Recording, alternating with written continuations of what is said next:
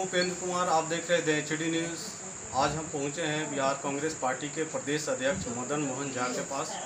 हम कई मुद्दों पर आज बात करते हैं। भारत और चीन का जो अभी से रिश्ता है, इस पर क्या करना चाहेंगे आप? जिस दिन से चीन भारत सीमा पर तनाव हुआ है, हमारे सैनिक शहीद हुए हैं, उसके बावजूद भी हमारे प्रधानमंत्री जी बार बार झूठ का सहारा ले रहे हैं।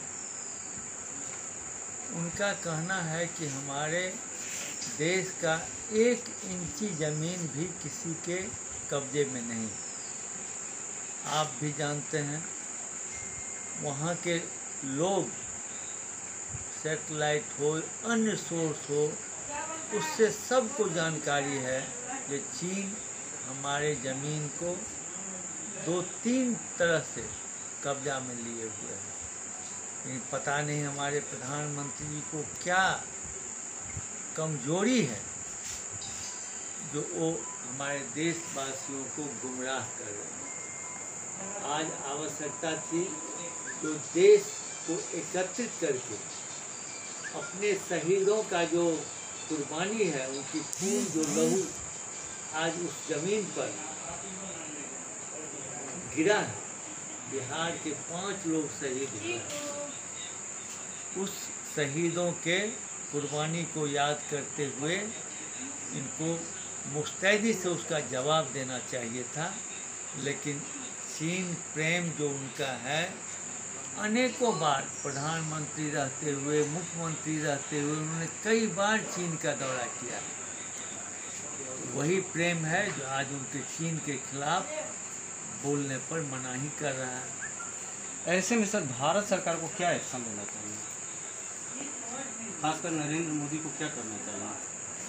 नरेंद्र मोदी जी को आज देश के नागरिकों से जो झूठ बोले उसके लिए माफ़ी मांगना चाहिए और कहना चाहिए कि हमसे गलती हुई और आप सभी मिलकर, चाहे वो दल के हों या देश के हों, सब लोग मिल के हमारे शहीदों, वीरों की जो कुर्बानी हुई है उसका बदला लेने के लिए जो भी कार्रवाई हो उसको मुस्तैदी से करनी चाहिए।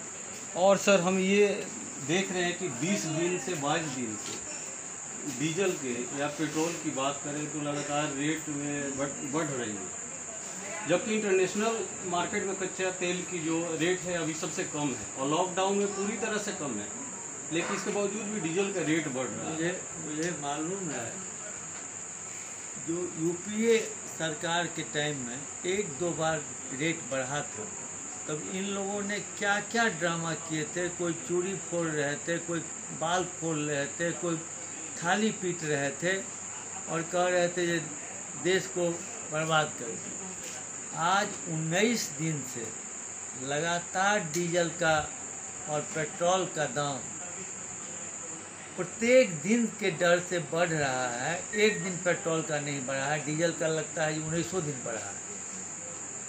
आज देश में कोरोना जैसी महामारी है, आज देश में वज्रपात हो रहा है। आप देख रहे हैं जो किसी एरिया में 5-5 बार भूकंप का प्रकोप हुआ है। ऊपर से जो आपको स्तरीय प्रकोप है वो तो हो ही रहा है। बिना मार्केट में दाम बढ़े हुए आप हमारे जनता का लगातार दोहन कर रहे हैं। मैं समझता हूँ कि आज उसको आवश्यकता थी इस बात की कि उसे कंट्रोल किया जाता, विभिन्न प्रकार से उसको मजबूत किया जाता, मदद किया जाता, लेकिन आप आज भी जनता का दोहन करने के लिए कोई कसर नहीं छोड़ते हैं। भारत से अगर हम पड़ोसी देश की बात करें, खासकर नेपाल की, तो आज पूरी तरह से रिश्ता खराब है भारत का और नेपाल के। जिस तरह से नेपाल ने कर रहा है भारत के साथ, और इस पर क्या कहना चाहते हैं? देखिए,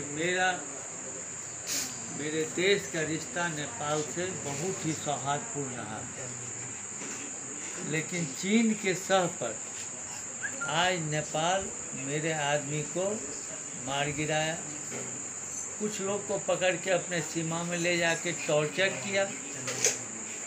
और स्थिति ये है कि पहले हम लोग को नेपाल से बेटी और रोटी का संबंध था। बेटी रोटी का संबंध ये हुआ कि मेरी कोई लड़की अगर नेपाल में जाके शादी कर ली तो एक दिन में उसको नागरिकता मिलती थी। लेकिन आज क्या है, चाइना के सह पर उसने उसे बढ़ा करके 7 साल कर दिया है। हमारा जो नहर है बांध, जिसके टूटने से हमारे कई जिला बह जाएंगे, पानी के अंदर चले जाएंगे, उसको मरम्मत करने से हमको रोक रहा है। आप समझ सकते हैं, जब देश की सरकार कमज़ोर होती है तो कमज़ोर लोग भी आंख दिखाता है। वही नेपाल मेरे साथ कर रहा है। सर, हम बिहार की बात करें अगर, तो बिहार में लगातार सरकार दावे करती है कि पूरी तरह से नाले की सफाई की गई, लेकिन जब थोड़ी से बारिश में पटना में पानी लग जाता है और दोष जाता है नगर निगम। देखिए, नगर निगम भी कहती है कि सफाई कर दी गई, लेकिन जो दृश्य दिखता है वो साफ तौर पे झलकता है। जैसे कोई आकस्मिक एकाएक अगर कोई आपदा आ जाती है, जैसे कोरोना आ गया, तो उसका तो इलाज नहीं था। लेकिन अगले वर्ष नाला के गड़बड़ी के कारण या जिसके गड़बड़ी के कारण इतने लोग, लाखों लोग परेशान हुए, वो पुनः आज वही स्थिति आ रही है। तो नगर निगम का क्या दोष होगा? नगर निगम से एक अफसर आते हैं फिर चले जाते हैं। ये पूर्णतः इसका पूरा दोष सरकार का है। और सरकार में बैठे हुए लोग लूट खसोट का लाइन जो है इसमें अपना निकालते हैं। मैं समझता हूँ कि पदाधिकारी जो दोषी हैं वो तो हैं ही, पूर्ण रूप से राज्य सरकार दोषी है। आज बहुत सारे मुद्दे पे हम बात किए मदन मोहन झा जी से। आप देखते रहिए, चैनल को सब्सक्राइब कीजिए। नमस्कार, धन्यवाद।